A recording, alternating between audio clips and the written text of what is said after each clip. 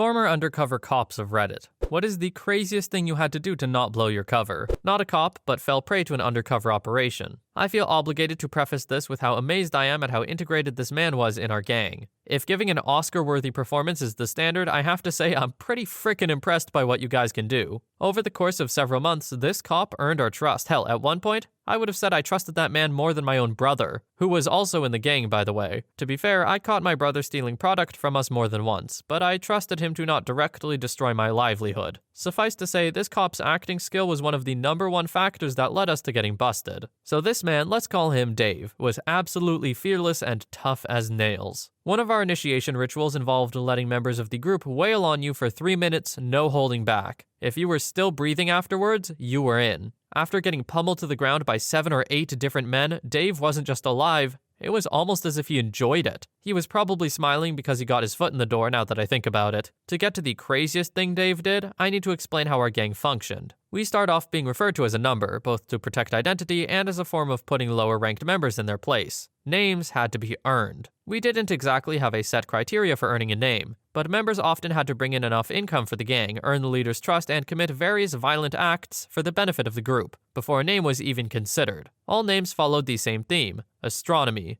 Our leader was known as Vega. The day Dave earned his name, Vega had him as a getaway driver for a group of members. Their job was to sneak into a rival dealer's house, steal his product, and escape in Dave's car. As they were making their getaway, someone opened fire on the vehicle, and Dave took a round to the forearm. Without even slowing down, he managed to get our guys back to the house using one arm to drive. After his arrival, Vega and I rushed him to the ER as he sat there, holding a jacket against the wound, trying to control his breaths. Within the next day, he made a full recovery. Once Dave got back, everyone showered him with gratitude and praised his badassery. Vega approached him with a name tag in his hand and pinned it to Dave's shirt, signifying that he had earned his right to be known as something more than a number. Serious. I don't hold any grudges against him for putting us behind bars. That man saved my life. Wherever you are, man, thank you. You changed who I was for the better, and I will never forget the time that you earned your serious tag. I did not expect to hear a story from the people who were busted in here. And I gotta say, that cop does sound like a badass. I can barely drive with 2 hands, to be fair. This dude did it with 1, bleeding out. Huge props.